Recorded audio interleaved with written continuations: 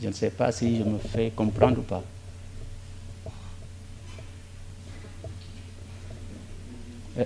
Les lumières de devant.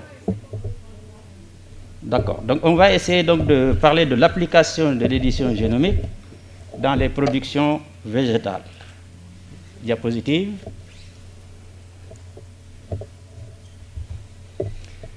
Comme vous le savez, les défis des décennies à venir, c'est l'augmentation quantitative et qualitative de la production agricole, tout en conservant la biodiversité et la qualité des sols, afin d'assurer la prospérité des petits exploitants agricoles sous la pression des changements climatiques et d'une population mondiale croissante. Diapositive. Alors, cette population mondiale croissante atteindra 9,7 milliards en 2050 et il y a 7 pays qui connaîtront une augmentation de la population très forte parce qu'elle va atteindre 50%. C'est le cas de l'Inde, du Nigeria, de la RD Congo, de l'Éthiopie, de la Tanzanie, de l'Indonésie et de l'Ouganda. Quant au Nigeria, il va être le 3e pays le plus peuplé du monde après l'Inde et la Chine. D'un autre côté, il y a les terres cultivables qui se réduisent. Exemple du Sénégal, où nous avons sur les 19% de terres arables, le tiers est dégradé. Diapositive. Il nous faut donc augmenter la production agricole mondiale à hauteur de 2,4% par an pour pouvoir la doubler en 2050. Qu'en est-il aujourd'hui? On a pris l'exemple de 4 cultures qui sont le maïs, le riz, le blé et le soja. Pour le maïs, l'augmentation de la production annuelle est de 1,6%. Le riz, c'est 1%. Le blé, c'est 0,9%. Le soja, c'est 1,3%. Comme vous pouvez le remarquer, il y a donc un gap, on est loin des 2,4%. Diapositive. Alors, ce gap va s'accentuer d'ici la fin du siècle, parce qu'il est prévu que les températures vont augmenter de 1 degré, ce qui va impacter négativement la production agricole. Et ici, on a pris l'exemple du riz. Et on a fait des simulations pour voir comment la production du riz va évoluer d'ici les années à venir. Et comme vous pouvez le remarquer, que ce soit en Inde, au Bangladesh, en Indonésie, au Vietnam ou bien en Chine, partout, nous allons avoir une forte baisse de la production du riz. Et dans certains cas, ça peut atteindre 10% de moins. Diapositive. Ce qui nous permet de dire, est-ce que nos méthodes d'amélioration végétale sont adaptées pour répondre aux besoins alimentaires des populations? Si on prend la sélection classique, il nous faut entre 7 et 10 ans pour produire une variété élite. Il en est de même pour la mutagénèse. Il nous faut entre 6 et 7 ans pour produire une variété élite. Alors, ce qui nous fait penser que les nouvelles techniques basées sur le génome, telles que par exemple la transgénèse, qui nous permet de développer une variété élite entre 5 et 6 ans, mais également l'édition génomique qui permet de développer une variété entre 6 et 7 ans, que ces technologies, ces méthodes seraient beaucoup plus appropriées. Diapositive. En fait, c'est quoi l'édition génomique? Mes prédécesseurs en ont parlé et l'ont bien défini. L'édition génomique, c'est une modification ciblée d'un ou de plusieurs gènes pour créer des variants alléliques. C'est donc une alternative à la sélection classique, mais également à la transformation génétique, laquelle conduit à l'obtention d'OGM. Diapositive. Parmi cette méthode ces méthodes d'édition génomique, vous avez donc la technologie CRISPR qui a été donc développée récemment. Elle est utilisée actuellement à grande échelle du fait de sa facilité d'utilisation, de sa simplicité, mais également de sa haute spécificité. Diapositive.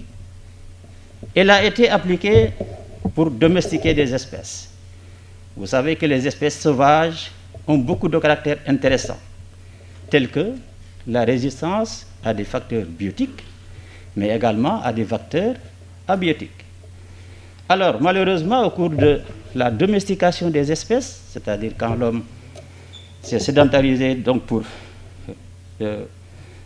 cultiver des plantes, malheureusement, au cours de ce processus de domestication, beaucoup de ces caractères qui permettent donc la résistance à des facteurs biotiques ou abiotiques ont été perdus. Et donc, ça revient à la question qu'a posée donc Mme Touré, à savoir qu'est-ce que ça va devenir.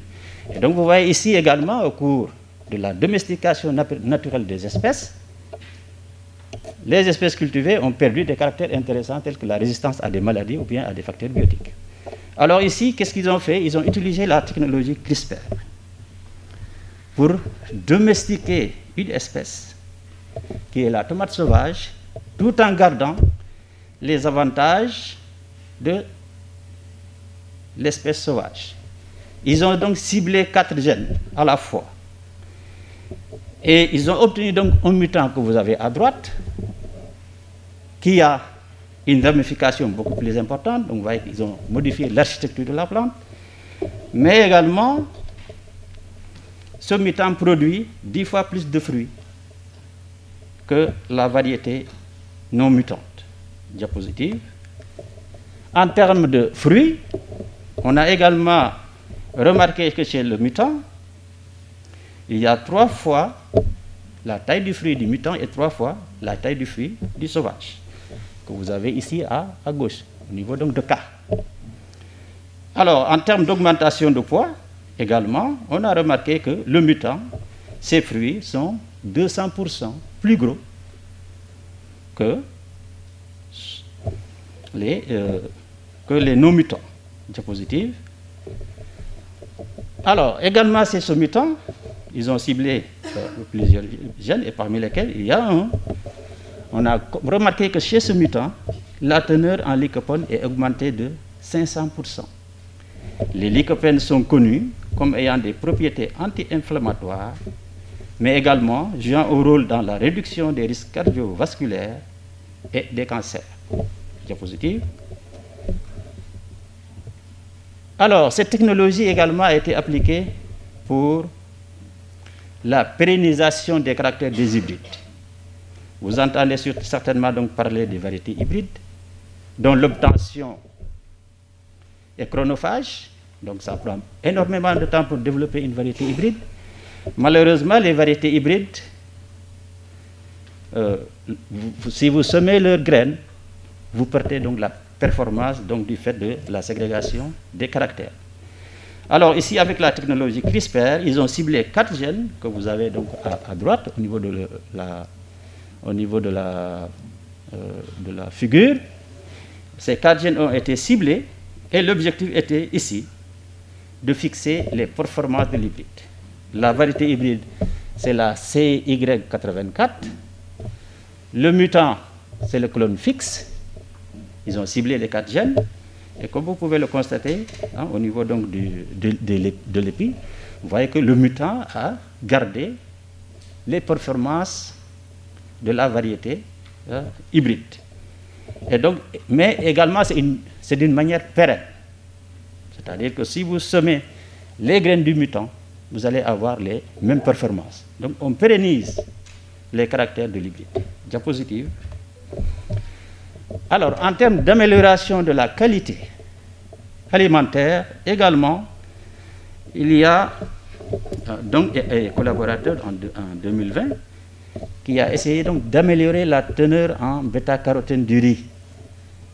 Vous avez à gauche donc, la variété de riz classique, Kitak, et à droite, vous avez 2 variétés de riz qui ont été obtenues en utilisant la technologie CRISPR et chez lesquels on a augmenté la teneur en bêta-carotène qui est évaluée à 7,90 microgrammes de bêta-carotène par gramme de poids sec. Diapositive.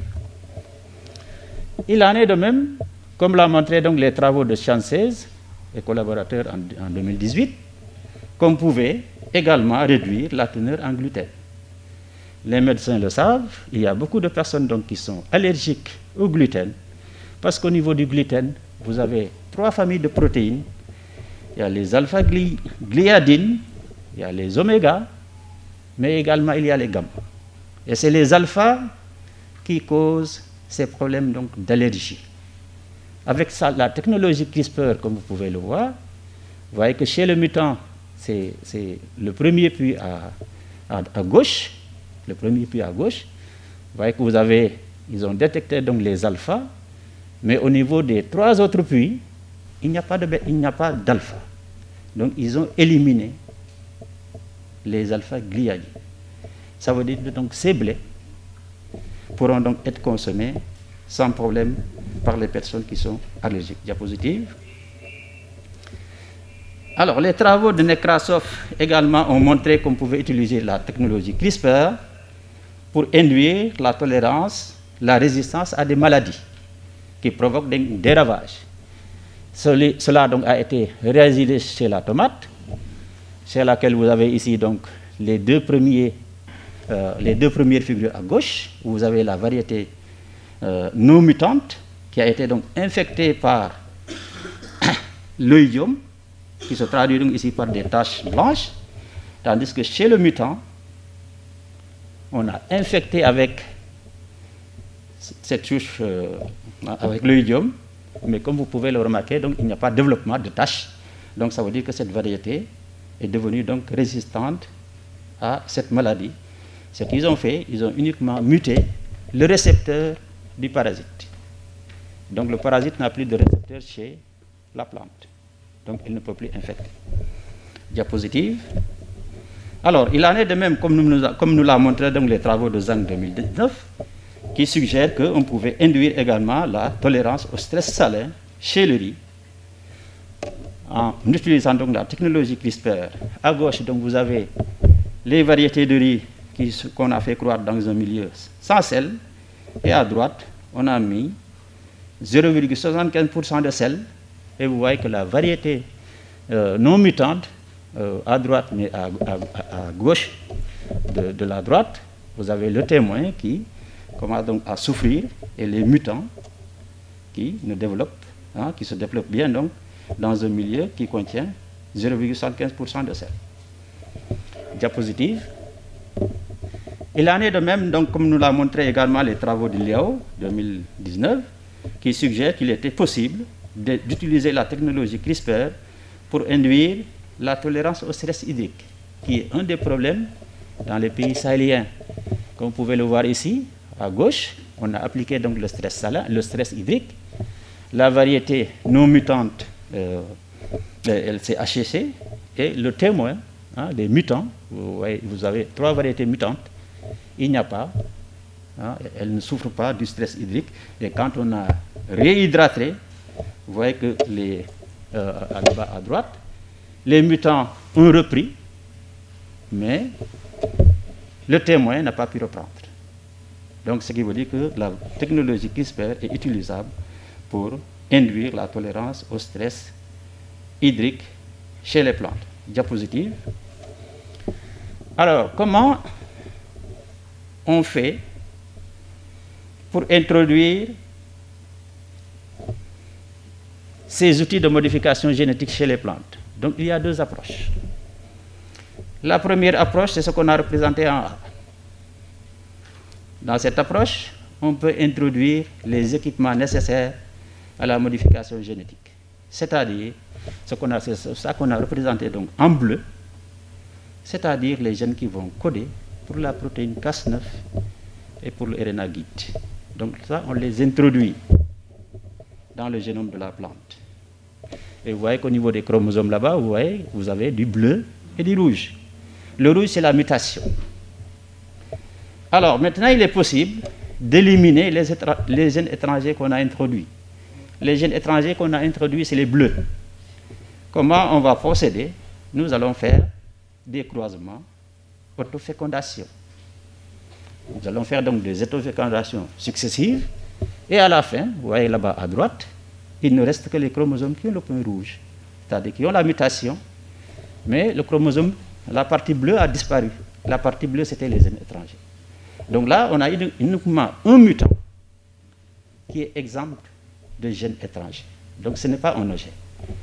La deuxième approche, c'est qu'on ne va pas introduire les gènes, mais on va introduire les ARN messagers qui vont coder pour le RNA guide, mais également pour la protéine Cas9.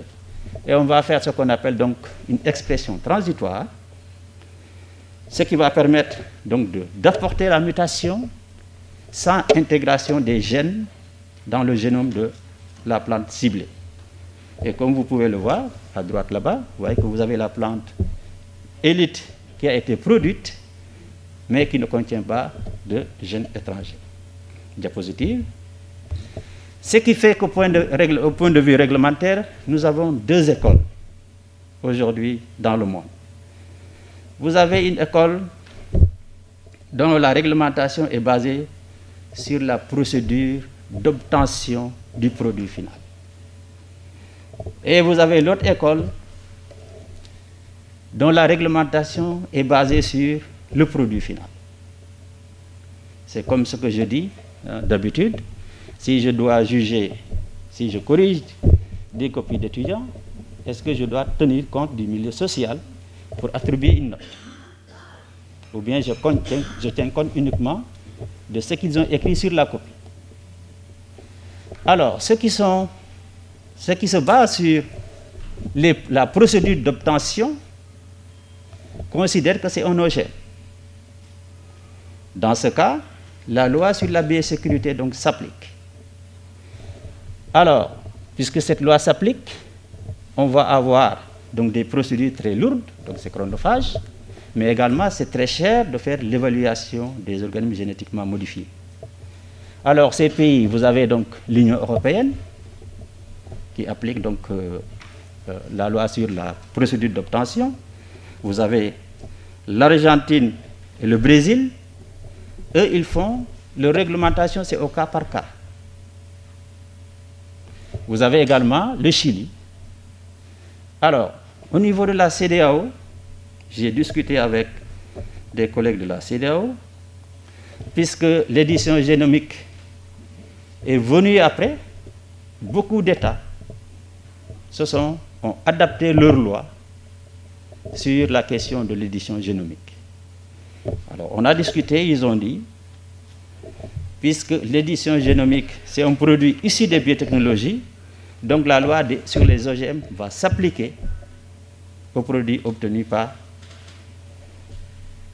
l'édition génomique. Donc ça veut dire qu'au niveau du Sénégal, puisqu'on est dans la CEDEAO, on va considérer tout produit issu de l'édition génomique comme étant homogène. Et donc la loi sur la biosécurité donc, va s'appliquer. Vous avez également la Nouvelle-Zélande. Alors vous avez le deuxième groupe maintenant, eux qui disent que nous, la procédure ne nous importe pas, mais ce qui nous intéresse, c'est le produit final. Est-ce que le produit final que vous avez sur la table, est-ce qu'il contient un gène étranger ou pas? S'il ne contient pas un gène étranger, on considère qu'il n'est pas un organisme génétiquement modifié. Alors dans ce cas, ils font une évaluation. S'ils détectent la présence de transgènes dans le produit final, on fait subir le produit, la loi sur la biosécurité. S'il n'en contient pas, le produit est considéré comme un produit naturel et ça leur fait gagner donc du temps, mais également une économie d'argent.